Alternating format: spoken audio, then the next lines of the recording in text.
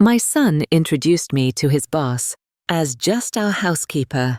Surprise, his boss knew me. I'm Naomi, 64 years old, and I've always believed a mother's love knows no limits.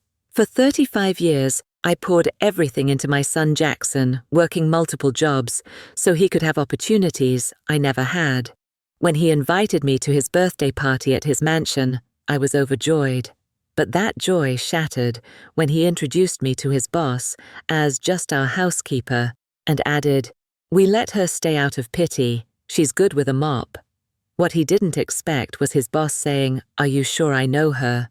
If you're watching this from a place where family means everything, hit like and subscribe as I share how one moment changed everything in our relationship. Life has a way of testing our resilience.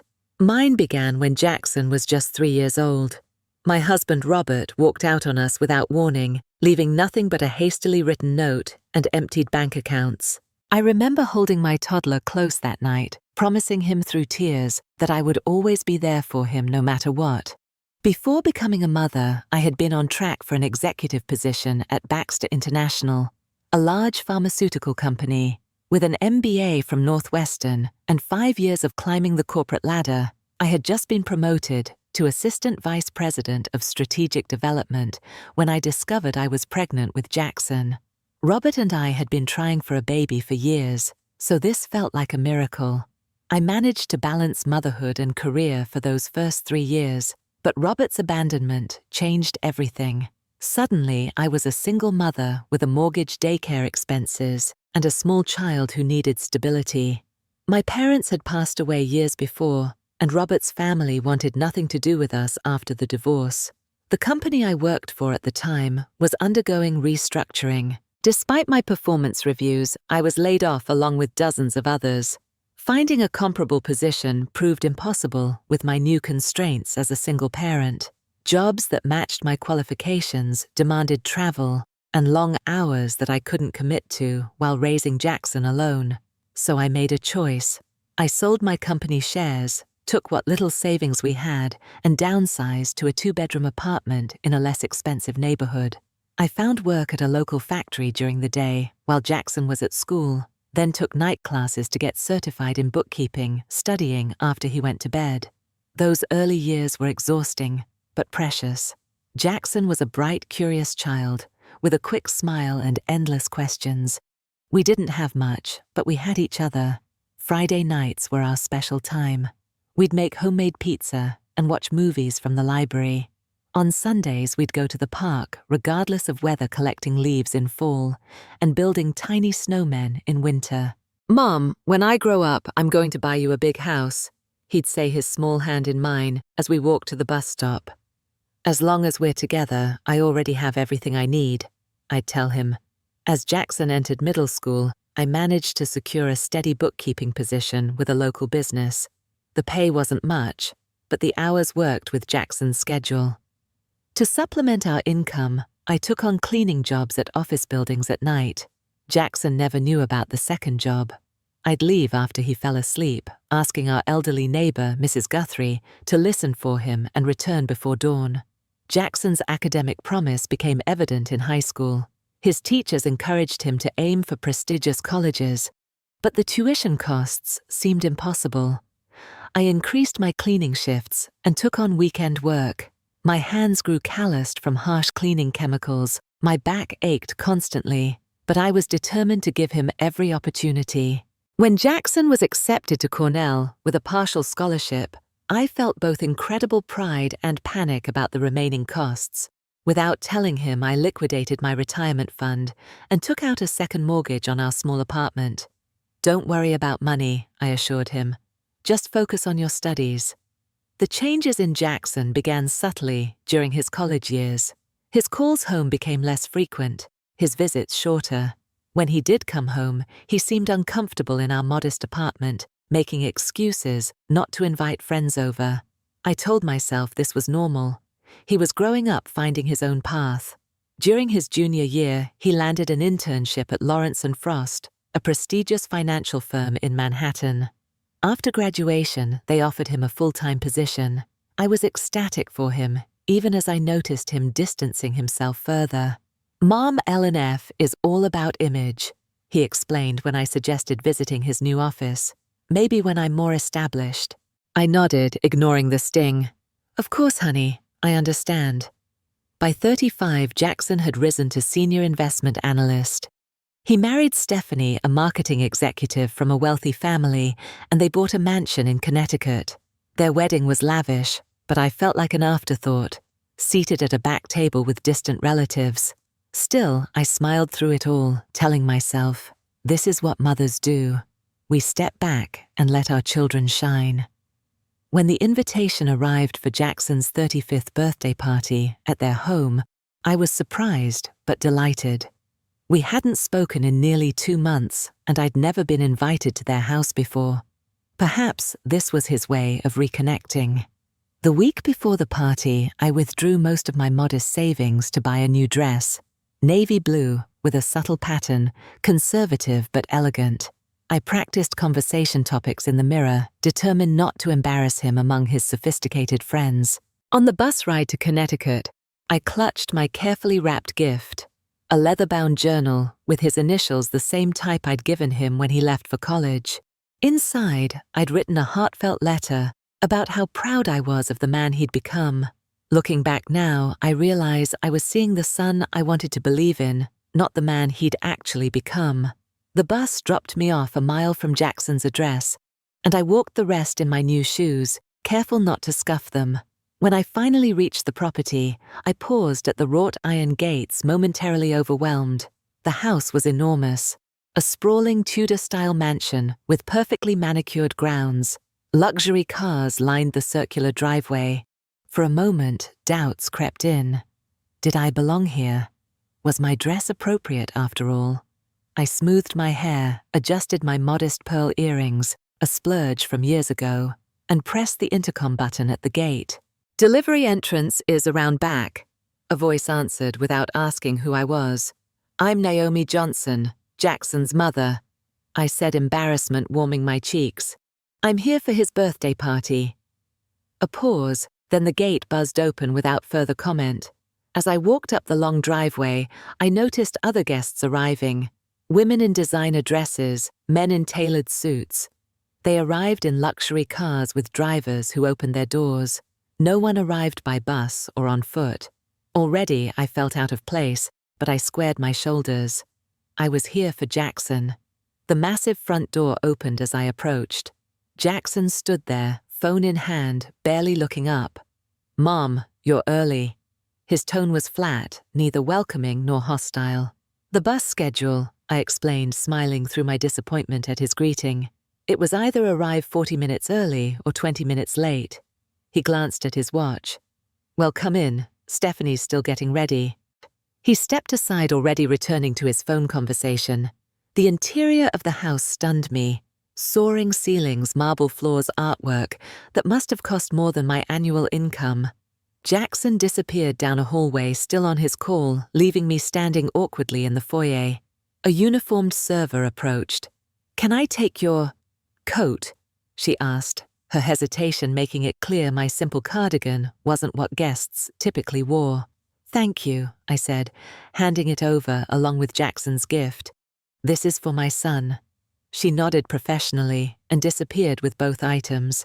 I wandered into what appeared to be the main living room, where caterers were arranging elaborate food displays. Excuse me, said a sharp voice behind me.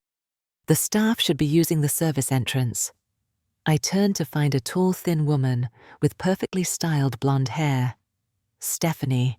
We'd only met twice before, at their engagement party and the wedding. Stephanie, hello, I said warmly. It's Naomi Jackson's mother. Recognition flickered across her face, followed by something like embarrassment. Oh, of course. Jackson didn't mention you were coming early. The bus schedule, I explained again, the words beginning to feel like an apology for my existence. Bus? You took a bus here. Her perfectly shaped eyebrows rose. Jackson could have sent a car. I didn't want to trouble him, I said, though the truth was he hadn't offered. Stephanie looked me over quickly, her expression unreadable. Well, most guests won't arrive for another hour. Perhaps you'd be more comfortable in the kitchen. The staff is having coffee. Before I could respond, Jackson reappeared. "Steph, the florist is on the phone. Something about the centerpieces." She hurried off without another word to me. Jackson glanced around the room, anywhere but at me. "Your home is beautiful," I offered. "Thanks," he said distantly. "Listen, Mum, I need to handle some things before guests arrive. Make yourself comfortable." With that, he was gone again. I stood alone in the vast room, feeling increasingly out of place. Eventually, I made my way to the kitchen, where the catering staff at least acknowledged my presence. They offered me coffee and a place to sit, assuming I was someone's assistant or relative's companion. As the hour passed, the house filled with guests. I tried several times to approach Jackson, but he was always surrounded by people, animated and charming, in a way he hadn't been with me. When I managed to catch his eye across the room, he would nod briefly, then turn away, continuing his conversation. I overheard snippets of conversations around me, discussions of stock portfolios, vacation homes in the Hamptons private schools for children. No one spoke to me directly.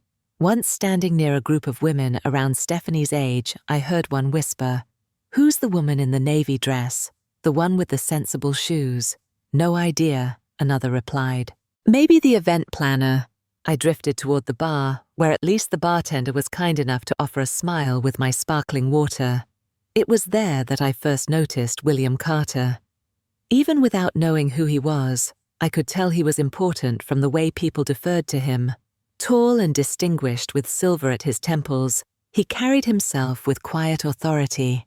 When one of the caterers approached me asking for direction about serving the appetizers, I realized they had indeed mistaken me for staff. Before I could correct them, Jackson appeared at my side, his expression tense. "Mom, could you help in the kitchen? They're short-handed with the serving trays."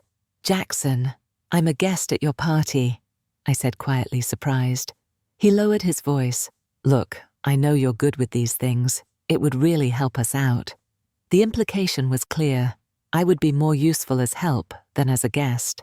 Too shocked to argue, I followed the caterer to the kitchen, where I spent the next hour arranging canapes on silver trays, fighting back tears of humiliation. When I emerged from the kitchen, I saw a commotion in the main room. Jackson stood in a circle of people, Stephanie beside him, speaking animatedly with the silver-haired man I'd noticed earlier. From their body language, I could tell this person was significant. Jackson's boss, perhaps. I approached slowly, hoping to finally spend some time with my son. As I neared the group, Jackson spotted me. Something flashed across his face. Not welcome, but alarm. "Jackson, who's this joining us?" the silver-haired man asked, noticing me hovering at the edge of their circle. Time seemed to slow as Jackson turned to look at me. In his eyes, I saw something I'd never seen directed at me before. Shame. Pure, undisguised shame. My heart began to pound. "Oh, this is just our housekeeper," Jackson said with a dismissive wave of his hand. His voice carried easily in the sudden hush that had fallen over the nearby guests. "We let her stay out of pity. She's good with a mop." The words hit me like physical blows. Housekeeper, pity, good with a mop. Each phrase stripped away another layer of the illusion I had maintained about our relationship. I stood frozen, my mind struggling to reconcile the smiling toddler who once declared I was his whole world, with this man who couldn't even acknowledge me as his mother. I felt a sudden acute awareness of my body, the slight tremor in my hands, the burning behind my eyes, the way my chest constricted painfully. 35 years of sacrifice compressed into a single devastating moment of clarity. Memories flashed rapid fire through my mind, sitting at Jackson's bedside, through nights of childhood fevers, working double shifts when he needed braces, selling my mother's jewelry to pay for his senior class trip, the pride on his face when he showed me his college acceptance letter, the way he'd hugged me at his graduation and whispered, "I did this for you, Mom." Now in front of his wealthy friends and important colleagues, I was nothing but a servant. Less than that, an object of pity. I tried to speak, but no words came. My throat had closed completely. The elegant room with its crystal chandeliers and tasteful artwork blurred as tears threatened. but I wouldn't cry. Not here. Not now. The silver-haired man tilted his head, studying my face with increasing confusion. "Are you sure?" he asked Jackson slowly. "I know her." Jackson's expression froze mid-smile, like a mask suddenly cracking. "Excuse me, Naomi," the man said, stepping toward me. "Naomi Johnson." I nodded, slightly unable to trust my voice. "From Baxter International." He continued, his brow furrowed. "Former Vice President of Strategic Development." The room had gone completely silent now. All eyes darted between us.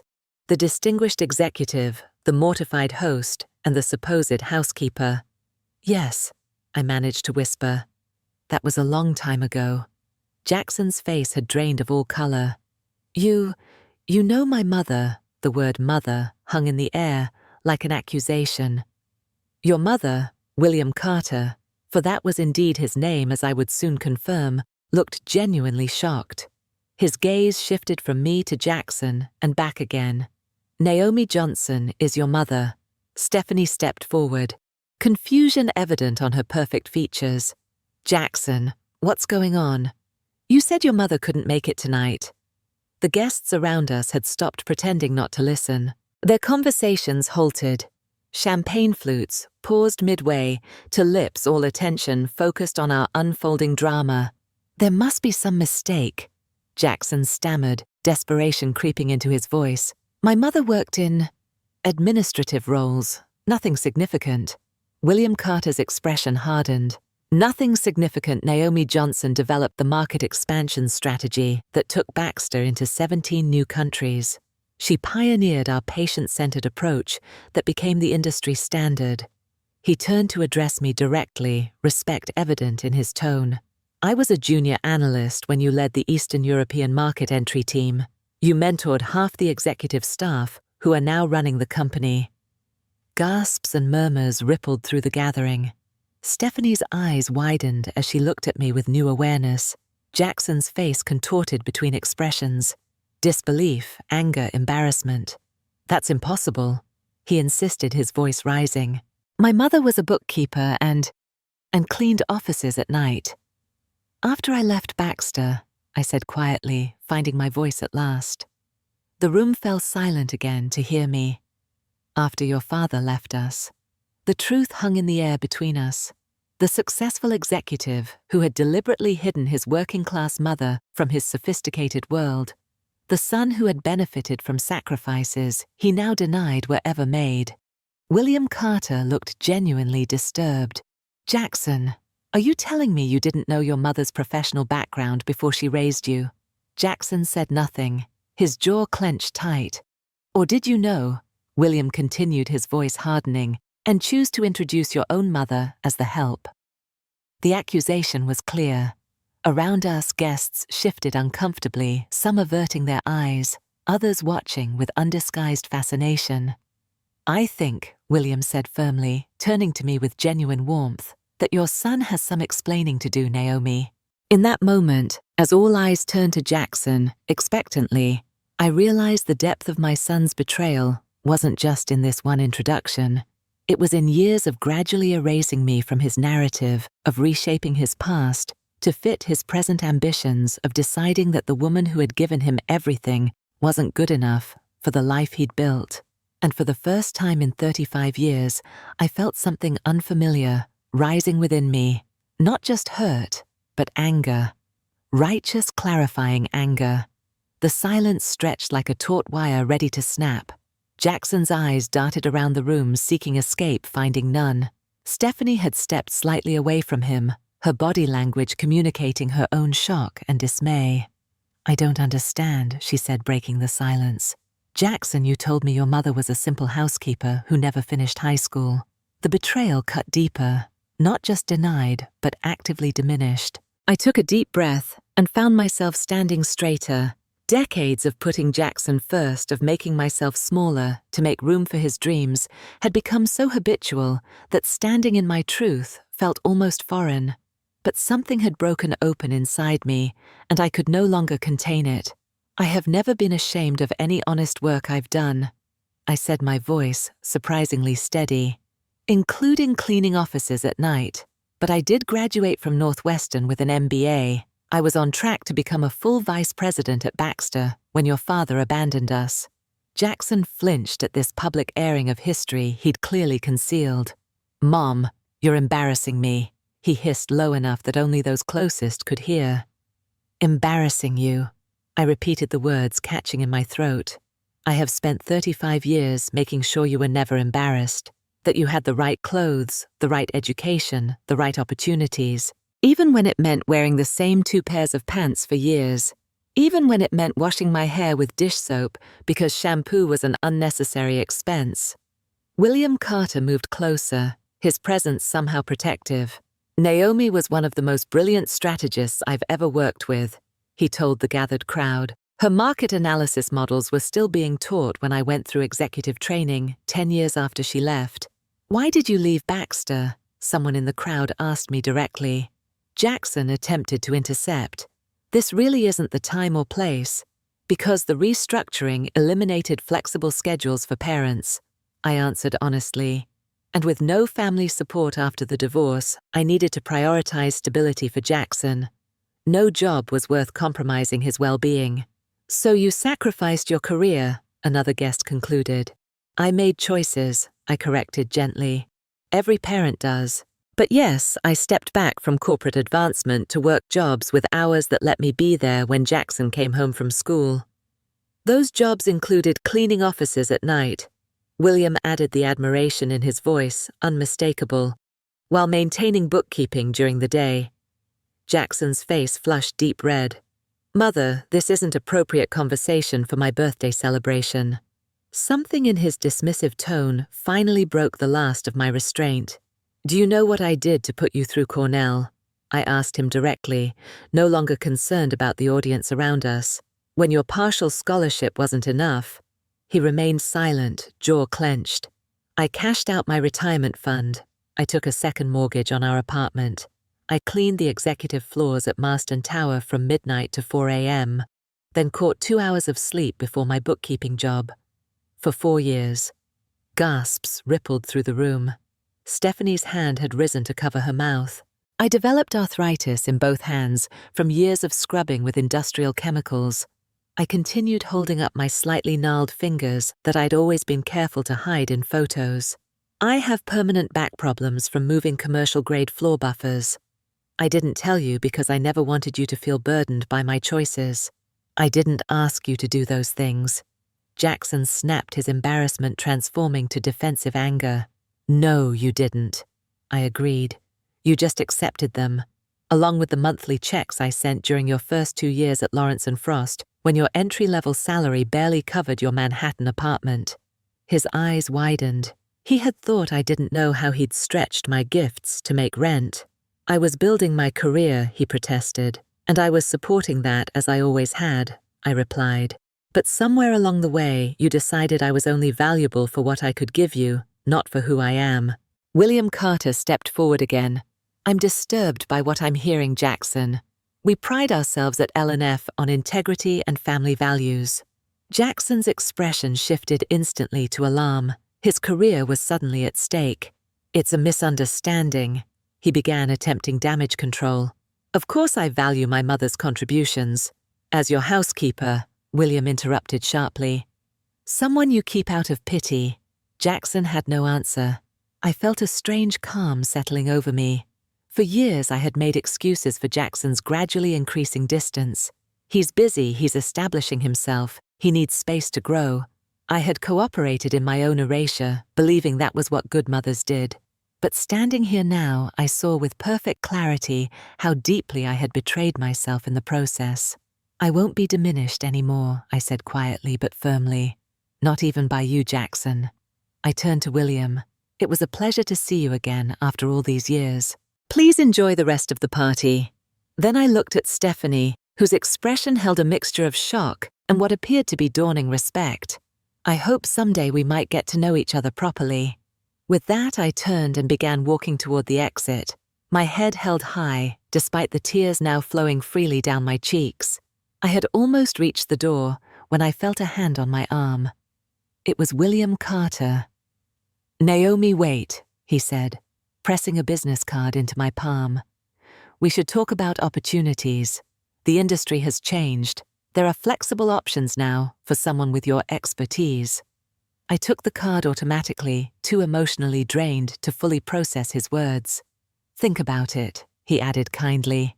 "You've spent enough years putting everyone else first." As I stepped out into the cool evening air, I felt something unfamiliar, the weight of decades of self-erasure beginning to lift, and in its place, the first fragile shoots of reclaimed identity taking root. The taxi ride back to my apartment was a blur. The driver kept glancing at me in the rearview mirror as I sat silently crying, but kindly asked no questions. I had called for the taxi despite the expense. The thought of waiting at a bus stop in my emotional state was unbearable. Inside my small one-bedroom apartment, I moved on autopilot, hanging up the navy dress I had been so proud of just hours earlier, washing my face, making a cup of tea I couldn't bring myself to drink. When I finally crawled into bed, exhaustion claimed me immediately, my body and mind too overwhelmed to sustain consciousness. The next morning, Sunday, I woke to an unfamiliar feeling. For the first time in years, I had nowhere to be, no one to take care of, no facade to maintain. The painful clarity of the previous night remained, but alongside it was something new, a sense of possibility, however fragile. I spent the day moving through a kind of emotional fog, alternating between periods of intense grief and unexpected moments of liberation. By evening, I had checked my phone a dozen times, but there was nothing from Jackson. No call, no text, no acknowledgement of what had transpired. Monday morning, I returned to my bookkeeping job at Hartman's Hardware, where I'd worked for the past 8 years. Mr. Hartman noticed my subdued mood, but didn't pry. The familiar routine of accounts and invoices provided a comforting structure as I processed my new reality. It wasn't until Wednesday that I remembered William Carter's business card, still tucked in my purse. I studied it during my lunch break. William Carter, Executive Vice President, Northeastern Operations, Baxter International. On the back, he had hastily scrawled his personal cell number. Did I dare? The corporate world I had left behind 30 years ago would scarcely recognize me now. Yet a small voice inside, one I had silenced for decades, whispered that perhaps it was time to find out who Naomi Johnson might become if she finally put herself first. I waited until evening to make the call, half hoping it would go to voicemail. Instead, William answered on the second ring. "Naomi," he said warmly, as if he'd been expecting my call. "I'm glad to hear from you." "I'm surprised you remember me after all these years," I admitted. "How could I forget you were the one who took a chance on the awkward analyst from accounting when no one else would?" His voice softened. "I've followed your son's career at L&F. I never made the connection until I saw you. Jackson has your eyes." The mention of Jackson sent a fresh wave of pain through me, but I pushed past it. "You mentioned opportunities." "Yes," William said, his tone becoming more professional. "Baxter has a consulting division now, seasoned professionals who work project-based assignments. Flexible hours, remote options when needed. Your expertise in market strategy would be invaluable, especially with our new Asian expansion." "William, I've been out of the industry for 3 decades, I reminded him gently. "My skills are outdated." "Fundamentals don't change," he countered. "Analysis methods evolve, but strategic thinking is timeless. We can provide training on new technologies and current market conditions." I hesitated. "I don't know." "Just come in for a conversation," he suggested. "No commitment. Thursday morning, I can send a car." The offer of a car, such a simple courtesy, nearly brought me to tears after years of bus schedules and careful budgeting for taxi fare. Thursday would be fine, I agreed quietly. After hanging up, I sat motionless at my kitchen table. Change had arrived uninvited at Jackson's birthday party, and now I had to decide whether to embrace it or retreat to the safe small life I had constructed around my son's needs. Thursday morning found me in the back seat of a sleek company car, dressed in my best skirt suit. 10 years old, but well maintained. The Baxter International headquarters was a gleaming tower of glass and steel, vastly different from the modest office building I had left 3 decades earlier. William met me in the lobby himself, rather than sending an assistant. He guided me through security with the ease of someone used to power, then gave me a brief tour of the executive floor before settling me in a conference room with spectacular views of the city. "Before we discuss possibilities," he said once we were seated, "I want to apologize for what happened at your son's house." I shook my head. "You have nothing to apologize for." "Perhaps not directly," he acknowledged. "But as someone who benefited from your mentorship years ago, I feel responsible for not having maintained contact, for not knowing what happened to you after you left." "Life takes unexpected turns," I said simply. "Indeed." He studied me thoughtfully. "Your son has taken a leave of absence from L&F. This news startled me. Because of what happened, partially, I didn't demand it if that's your concern. He requested it himself. Stephanie apparently had some strong words for him after you left. I absorbed this information silently, unsure how to feel about it. The meeting that followed was unlike any job interview I'd ever experienced.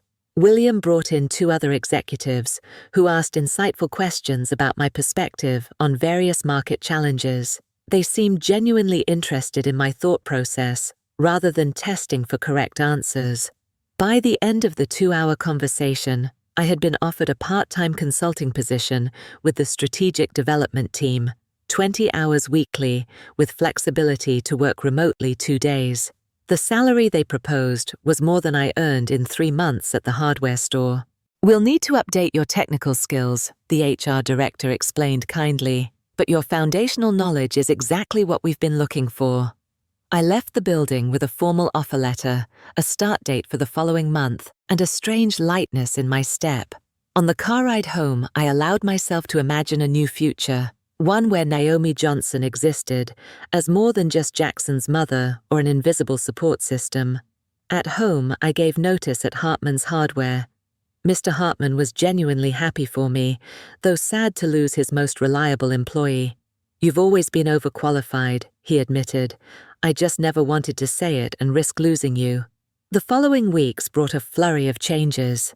I used my last paycheck to buy new professional clothes. I downloaded industry publications and began catching up on 3 decades of evolution in pharmaceutical markets. I even splurged on a laptop, my first personal computer, and began learning the basics of Excel and PowerPoint through free online tutorials. Jackson remained conspicuously silent. No calls, no texts, no acknowledgement of the seismic shift in our relationship. Each day without contact was both painful and oddly freeing, as if the space created by his absence was allowing me to expand into myself. It was Stephanie who finally reached out 3 weeks after the party. Her text was simple. "Can we meet for coffee?" There's a lot I didn't know. We met at a quiet cafe halfway between our homes. She arrived looking less polished than at the party. Her hair in a simple ponytail, minimal makeup, dressed in jeans and a sweater. "Jackson doesn't know I'm here," she said immediately after ordering. "He's been staying with a friend since everything happened." "I'm sorry to hear that," I said, surprised to find I genuinely meant it. "Don't be," she replied firmly. "He needed the wake-up call." She studied me across the table. "He never told me about your background, your education. All these years, he let me believe you were exactly what he introduced you as that night." "Why are you telling me this?" I asked gently. "Because I'm ashamed," she admitted. "I treated you dismissively based on what he told me. And because you should know, he's not just hiding from you, he's hiding from himself." We talked for nearly 2 hours.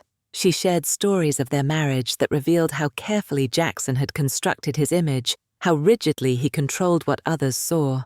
I found myself warming to this woman, who had the courage to question her own assumptions. "He's not a bad person," she said as we prepared to leave. "But he's lost himself in trying to be someone else. Maybe seeing you reclaim your identity will help him find his way back to authenticity." I reached across the table and squeezed her hand. "Thank you for this." The Monday I started at Baxter International marked exactly 1 month since Jackson's birthday party. I arrived early, nervous but determined. By lunchtime, I had been introduced to my team, set up with credentials for the computer systems, and assigned my first project, analyzing market potential for a new arthritis medication in Southeast Asian markets. Fitting, I murmured to myself, as I reviewed the documentation, thinking of my own arthritic hands.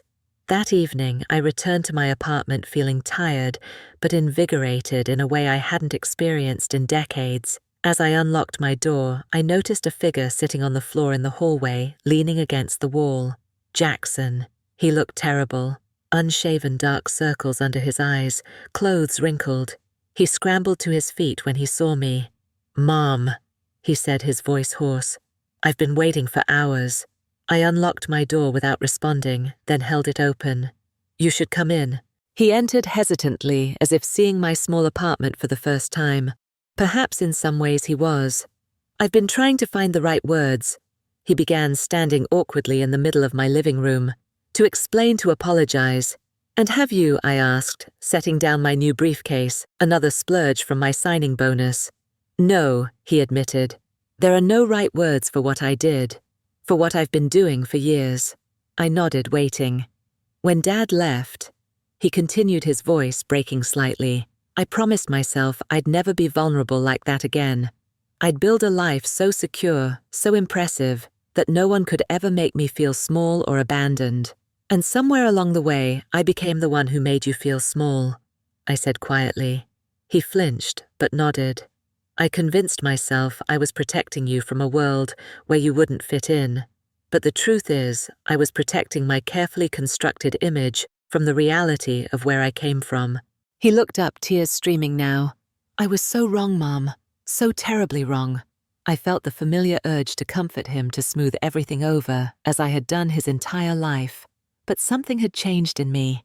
"Yes, you were wrong," I agreed, my voice gentle but firm. "And an apology, however sincere, doesn't immediately repair the damage." "I know," he whispered. "This will take time, Jackson. Real change, not just words. I'm starting a new chapter in my life, and while I hope you'll be part of it, that depends on your actions going forward." He nodded, wiping his eyes. "Stephanie told me about your new job, at Baxter, with William Carter." "Yes." She also told me she'd never seen anyone stand up for themselves with such dignity. A ghost of a smile crossed his face. "She said it was magnificent."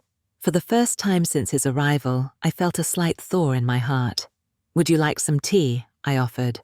"I'd like that very much," he replied, recognizing the small olive branch for what it was. 6 months passed, bringing changes I could never have imagined that night at Jackson's birthday party. My consulting role at Baxter had expanded to 30 hours weekly, my expertise proving more valuable than anyone, including myself, had anticipated. I'd moved to a brighter, larger apartment closer to the office and begun building a small but meaningful social circle among my colleagues. Most significantly, I had started mentoring younger employees, particularly women struggling with work-life balance. Sharing my experiences, both professional and personal, seemed to resonate deeply with them.